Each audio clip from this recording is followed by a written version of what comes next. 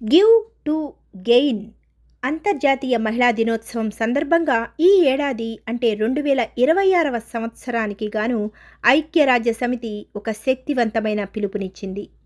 హక్కులు, న్యాయం, కార్యాచరణ ప్రధానాంశాల లక్ష్యంతో గివ్ టు గెయిన్ అనే థీమ్ని రూపొందించింది. అంటే మహిళలకు మనం ఇచ్చే ప్రతి చిన్న ప్రోత్సాహం తిరిగి సమాజానికి 100 రెట్లు లాభాన్ని తెచ్చిపెడుతుంది అని. యువతులకు సరైన మార్గదర్శకత్వం అందించటం, మహిళా పారిశ్రామికవేత్తలకు తక్కువ వడ్డీకే రుణాలు, ప్రోత్సాహకాలు ఇవ్వడం, నిర్ణయాధికార స్థానాల్లో మహిళలకు చోటు కల్పించటం ఈ గివ్ టు గెయిన్ ప్రధాన ఉద్దేశ్యం.